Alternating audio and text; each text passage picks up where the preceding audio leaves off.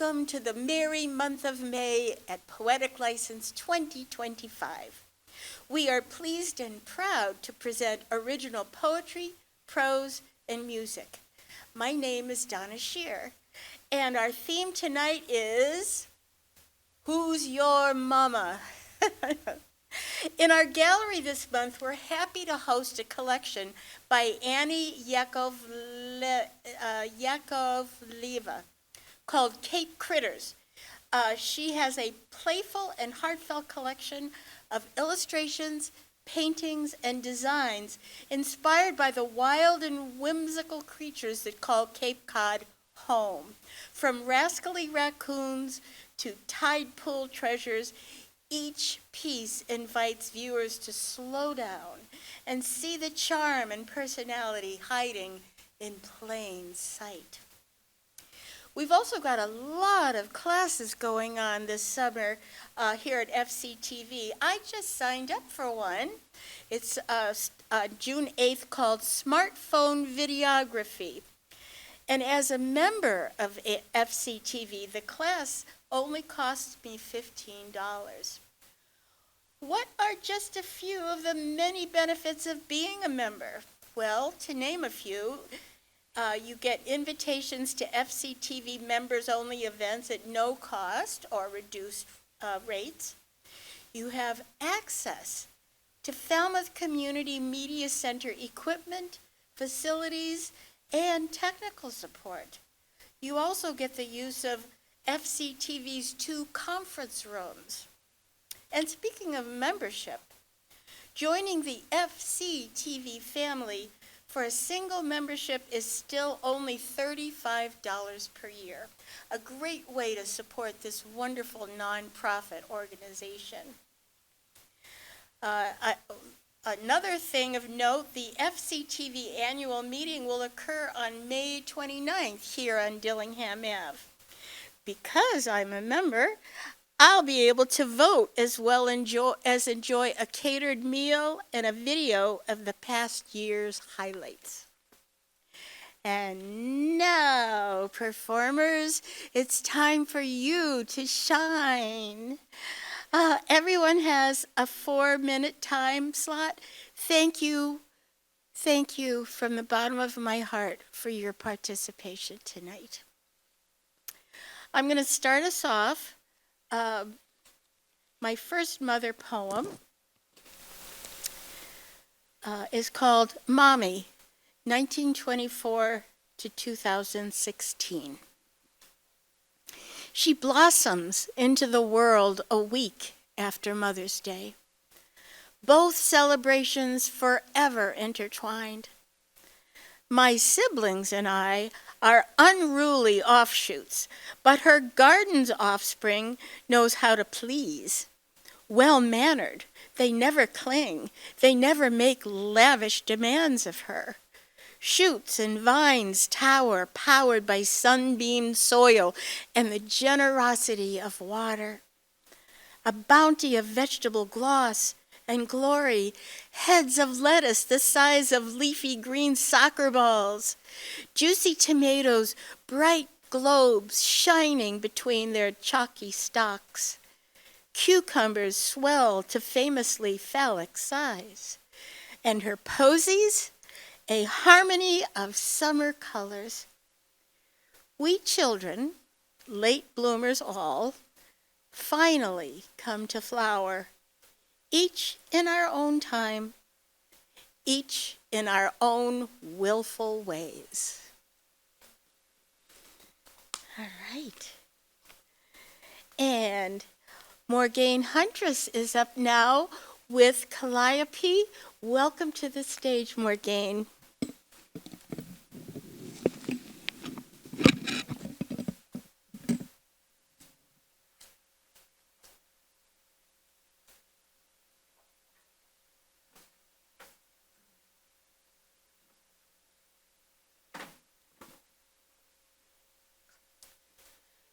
Namaste, friends. My name is Morgane Huntress, and my pronouns are she, they. A petite, artsy, ambulatory wheelchair user, I wear red-tinted spectacles and a dark-brimmed bonnet to assist with vision access needs. Tonight I'm wearing a long, mostly black, tiered skirt and a navy blue and black top with a gemstone mala around my neck. Calliope, my attentive, dark, and fluffy service dog in training, joins me. A 9-pound bundle of joy. She'll be 1 in a few weeks. I've brought 2 offerings for you. They're reflections on different perceptions of what it is to be a mother. The first one is called Next. This will be followed by 2 all-sentient beings from a mother.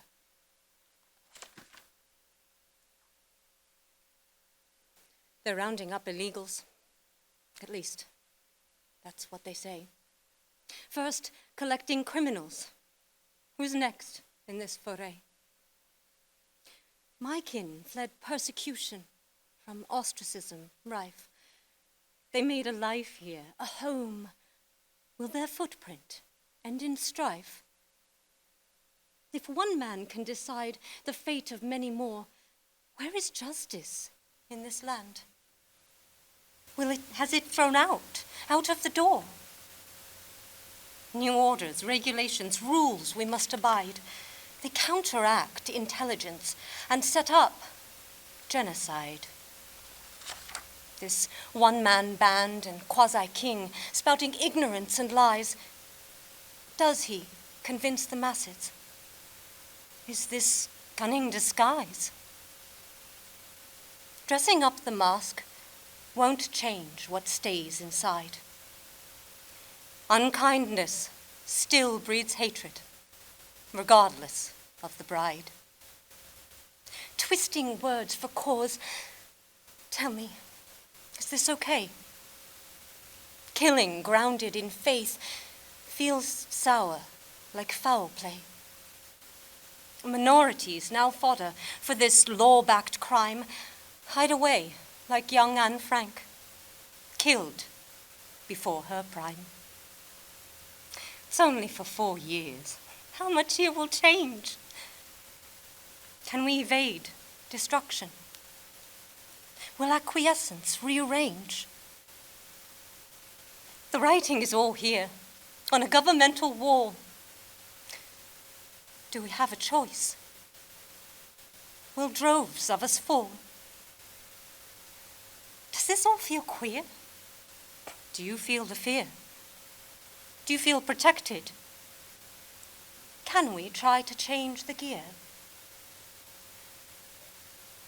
As for me, I feel aghast. I also feel a call.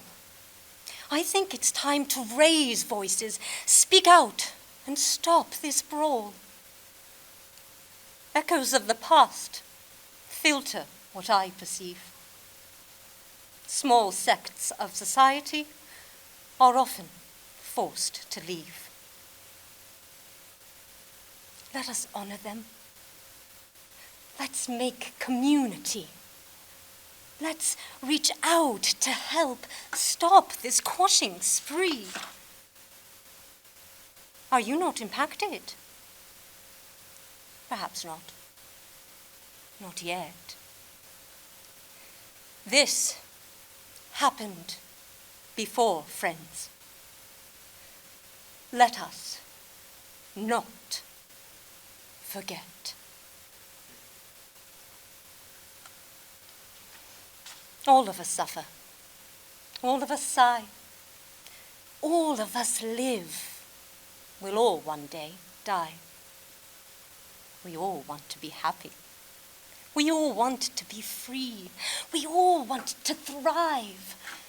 At times, we all disagree.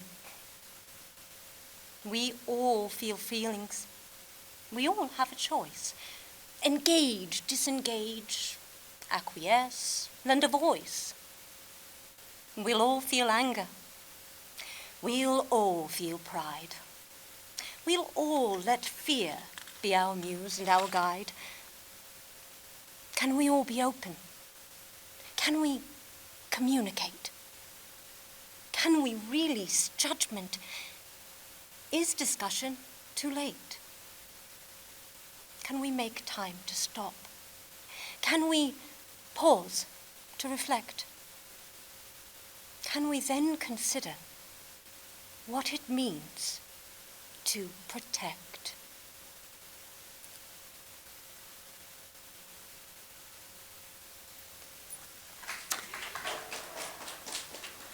Thank you, Morgane. This is Morgane Huntress.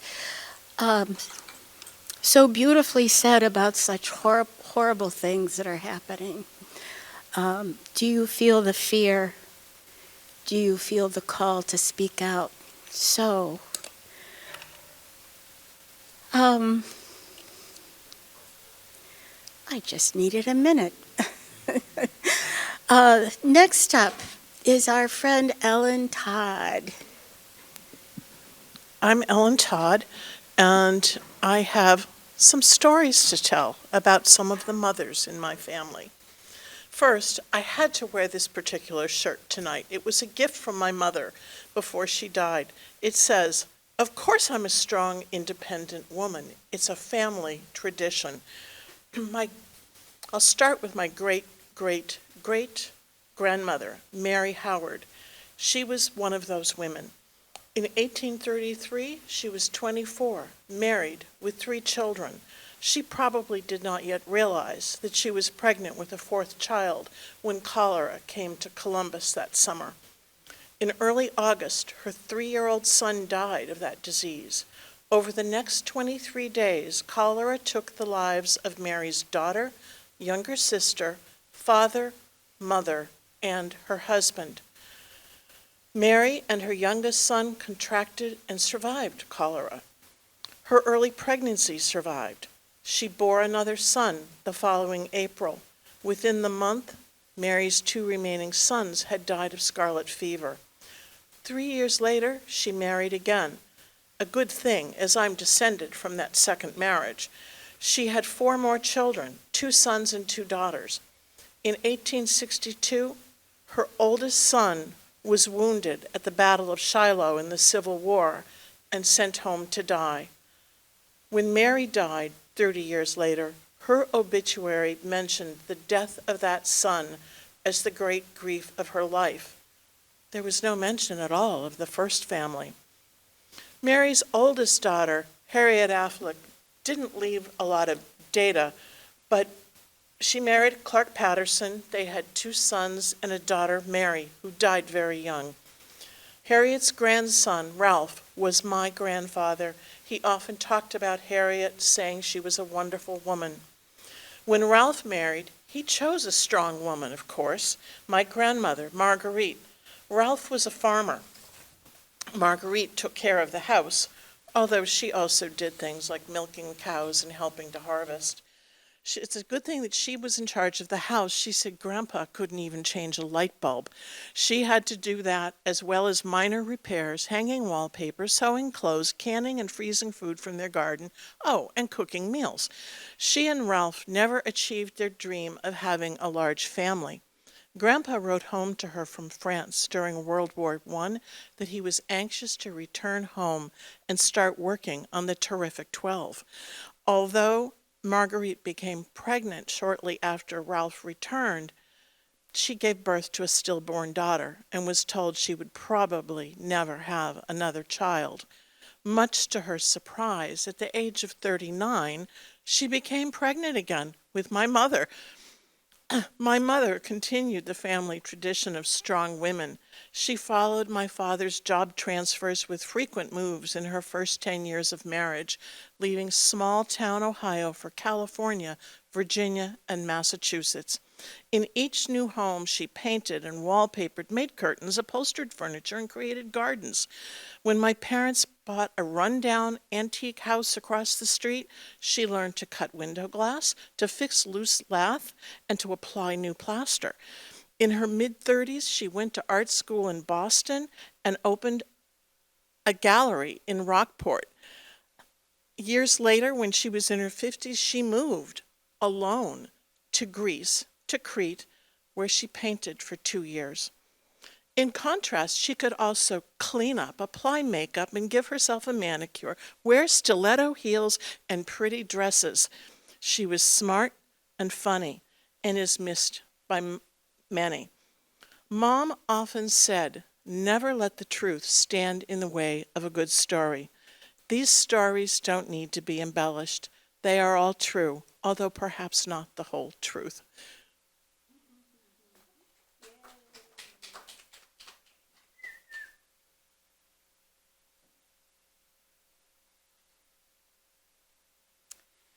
Oh, Ellen, I love your t-shirt. And I love you too, of course, but it's so wonderful to hear about the women that you've come from. You know, when we hear about great, whatever greats, you know, all the work they had to do, all the children they bore and lost. It's just amazing. And also, your mother. I understand where you come from. And Ellen is writing a genealogy and history book about her family, and I can't wait until it's published. And now, our mermaid friend, Elaine Robinson.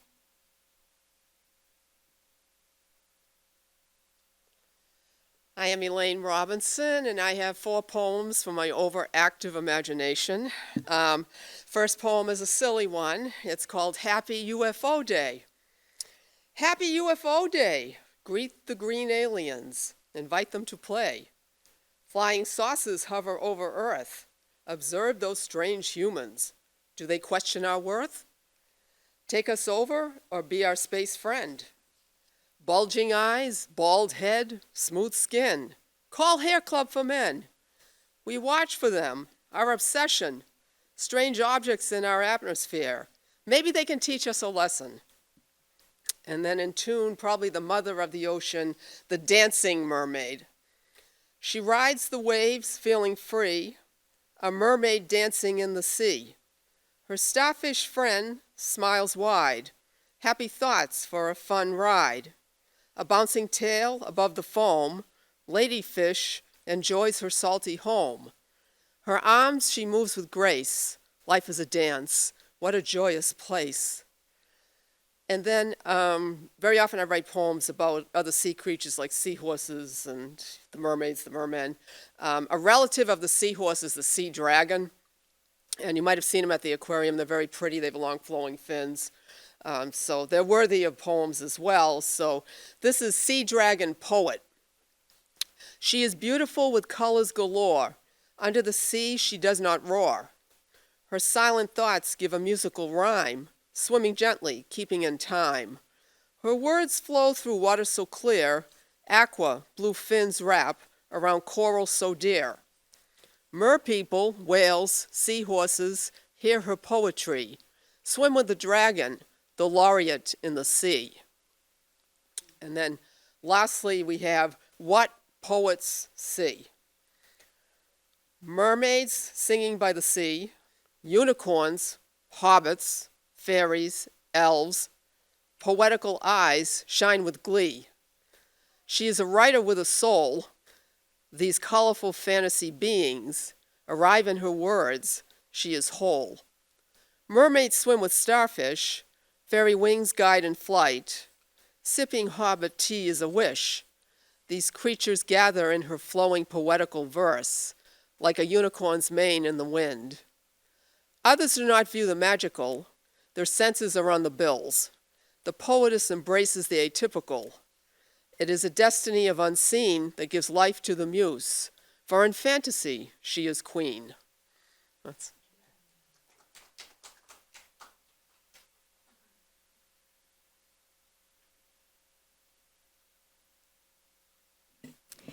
Thanks, Elaine. And who else would write about Happy UFO Day with aliens? I love your line. Call Hair Club for Men, because they were bald. Oh my gosh! All right, Sue Beth Carlson, my dear friend, come on up here.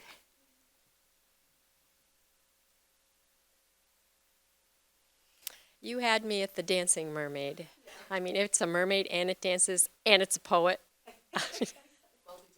Yeah, all my favorite stuff. Mothering happens on this earth in diverse ways. This poem is about the minister right here in Falmouth at the UU, and her name is Raleigh Weaver. It's called Raleigh the Weaver. Weavers are movers. They're global thinkers who move through local details to create a multicolored textural creation that connects us all. Their ideas ride shuttles, carrying individual yarns from place to place, person to person, community to community, and nation to nation. There are stick shuttles, rug shuttles, boat shuttles. Each weave and each weaver has their own style, their own purpose, and their own qualities that they impart as they move the weft among the warp to contribute to the whole weave. But Raleigh does something even more magnificent. She weaves the weavers. She speaks and laughs and jokes and sings. She quotes and emotes, kind of like here. She resonates with our experiences, weaving her emotions with ours. To inspire the weavers with hope and perspective, to give direction to their shuttles and color to their yarns, to hold space for the energy of the weave, and then to weave all the weavers together, that is the true measure of a spiritual creator. So my wish is that we'll give her our spiritual home at the UU in which to continue the weave. And yes, may she continue to rally the weavers. This next poem is for my mother, my son, and me, and maybe for you. It's called April May. My son and I were born in April, and my mom was born in May, and there's all kinds of other things in that month. My aunt was born in April, and May is Mother's Day. So it's called April May. Mother Earth and Mother Sky, how I, your child, did wonder why you held me close but let me breathe. Your gravity did not deceive when flight felt also truth perceived.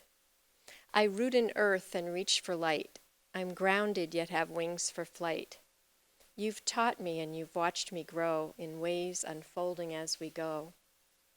I am my mother, I am my child, though both are also free and wild.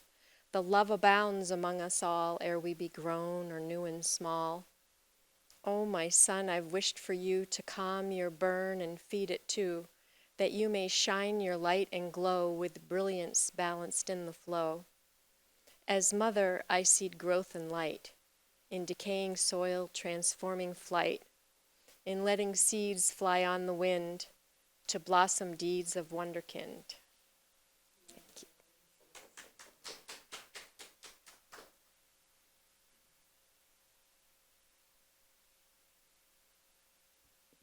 Thank you, Sue.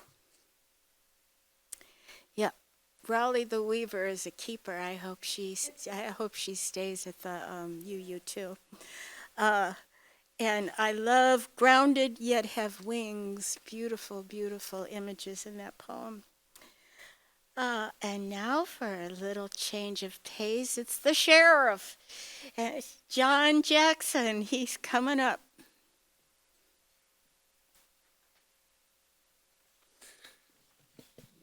The Sheriff is a reference to Whistle Down the Wind, the play at Falmouth Theatre Guild, which ended last week. And I still have gravel in my voice from being the nastiest guy on stage. My name is John Jackson. My gig is Limericks of Protest. You can find me at limericksofprotest.com, yada, yada, yada. So, a review of the news of the month. Starting with Easter. The Savior they claim to adore would not be safe on our shore. Trial denied, not crucified, but imprisoned in El Salvador. Earth Day, which was the same day actually. To honor this place of my earth, I model myself on the earth. North and South poles go from my head to my soles. The equator is shown by my girth. China tariffs, the way he was bragging, all his minions jumped onto the wagon. To ease off unilateral while they hold the collateral, you just don't go poking the dragon. Bondi thinks judge intimidation is needed to fix this great nation. It's the not above the law argument has a flaw when applied to this administration. July 4th, with banners displayed, you expect a patriotic parade. Expect less fireworks because of the jerks that curtailed international trade. Election in our 51st state. Liberals won that debate. Tariffs, bluster, and threats, and here's what he gets. Again, making Canada great. Next Christmas, less toys in the malls. A sacrifice your president calls. Your tree you may trim it, but you'll have to limit your children to only 2 dolls. Side note, not a poem at all. But if a certain someone had limited himself to 2 dolls, we'd have never heard of Stormy Daniels. Oath of office must be just for show. It was not all that long ago. He swore to uphold, or so we were told, Constitution, he says, I don't know. With all of the bad press he has, he resorts to new razzmatazz. A tourist attraction is his latest distraction. No way he'll escape Alcatraz. The new Colossus 2025. Give me your tired, your poor, wretched refuse of your teeming shore. Your huddled masses, then MAGA asses, will ship them to El Salvador. An American Pope, ain't that pretty? And it isn't Pope Trump. What a pity. Gracias Deo, let's ask Pope Leo. 51st State, Vatican City? Stephen Miller gave voice to the call, saying habeas corpus must fall, driving a wedge depriving the pledge of liberty and justice for all. So, how does one get to Qatar? You can't take a train or a car. A grand flying monument to the art of emolument. Gifted luxury jet goes that far. Pardons are just how it goes. For right-wing thugs like Jan 6 bros. They should still be inside, unlike those who have died. Pardon Shoeless Joe and old Pete Rose. His Middle East starts with the Saudi. His American values to embody.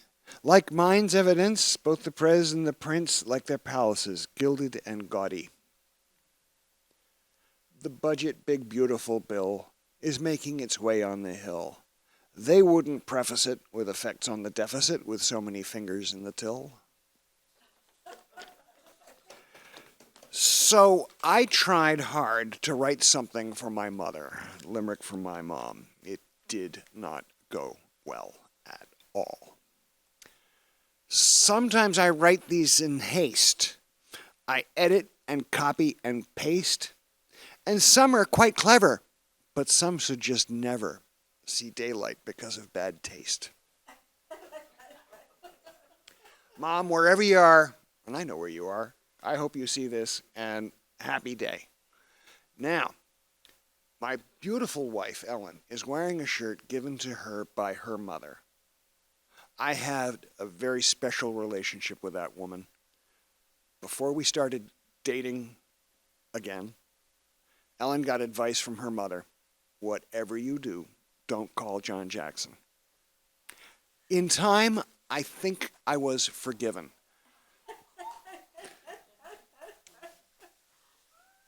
Let's see. I never dreamed I'd end up being a son-in-law of a freaking awesome mother-in-law, but here I am, living the dream. Was the last thing she ever gave me. It is precious to me. So, thanks, Cynthia.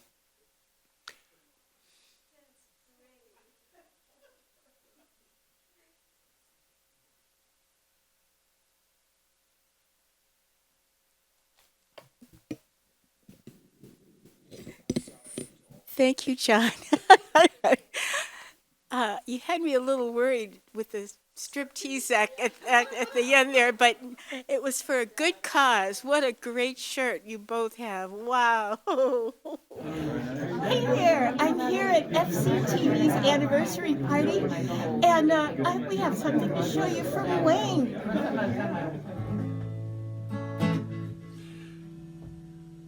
Who's Your Mama? The theme for Mother's Day, even though it's a little after Mother's Day.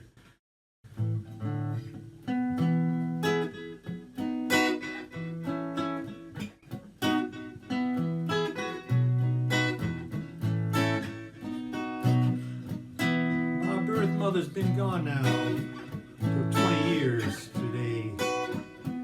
She gave me up. I was the third kid to a couple that was ready to explode.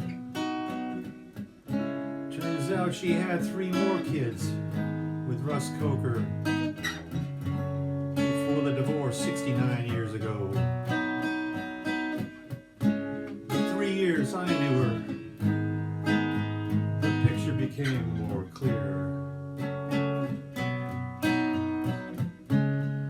Both liquor and drugs and gambling were the train on which they rode. And it was off to Mom, Liz Matthews, a devoted wife and mother. Mom raised me the day after Dad was off fleeing, traveling for work. She instilled a love of music and comedy in me. She didn't have to work.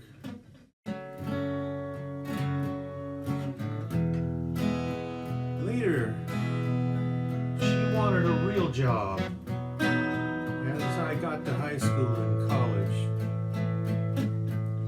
But Dad disapproved. He'd say it made him look bad in the eyes of others. In those days, men ruled. Mom suffered from depression as I went off to college and then a career. She couldn't help it, it ran in her family. And often through the rest of her years. But today I feel her in the house, in the congregational church where I found my music friends. That was her church as she rebelled against Dad's strict Lutheran faith, which she called a German cult. I still feel her when our kids and grandkids come here in the summer. Now we've only got my wife's mother, 96 years old, and her aunt Margie, 86, left of that generation. But we celebrate and visit them today. A grateful family.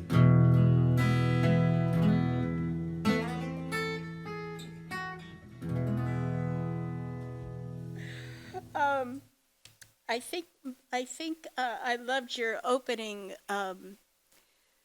limerick about how would we treat Jesus if he came, if he were here in these days, because I'm particularly fond of combining the Savior with El Salvador. right, that was beautiful rhyming. Thank you, John. Well, oh my goodness. Let's see.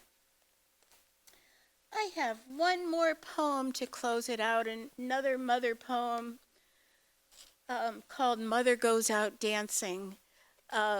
She was a very multi-faceted person, my mother was. And Mother Goes Out Dancing. The day Mother died, she danced before breakfast with her hospice aide. once mad for jitterbugging with Frank, the fellow who bit the dust on Normandy Beach. At 87 pounds, she soared on the dance floor, as if made for rolling over his back, gliding like a well-oiled drawer between his legs. Fingers snapping, feet tapping, they were couple number ha-cha.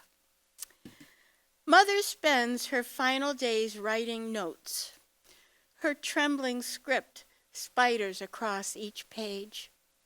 To Navy wave friends, golf buddies, church zealots, and relatives seldom recalled in the healthy years. She closes her accounts, squares up the scores of resentment and regret, sends her love to balance all in the ledger of life. Her death is announced to me by phone. But I know she jives right up to the pearly gates. Gabriel in the background blows a boogie-woogie beat, backed by his swinging big band of angels. St. Peter clears the dance floor and raises up her hollow, hallowed bird bones, tosses her into the air.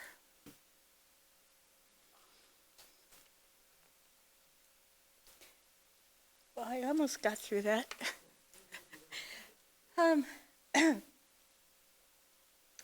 We have one more thing to do before we close out.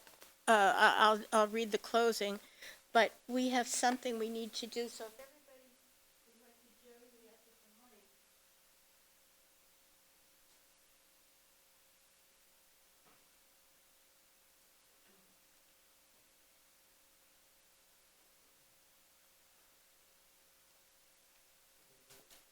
Wait. We're missing one.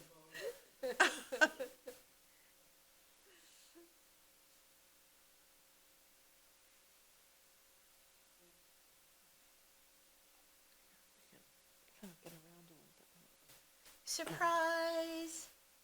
Happy birthday, happy birthday, we love you.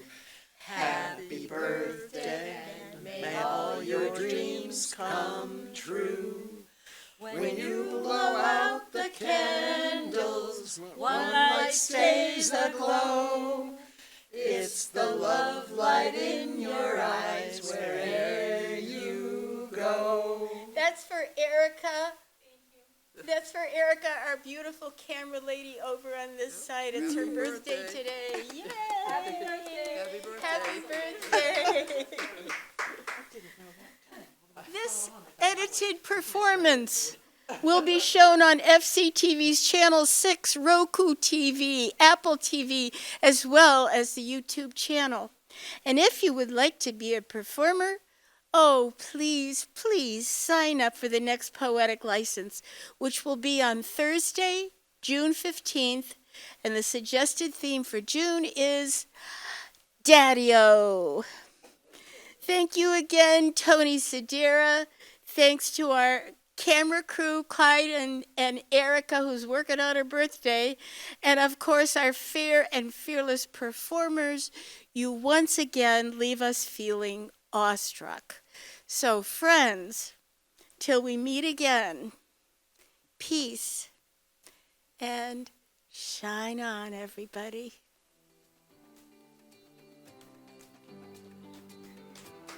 Yay.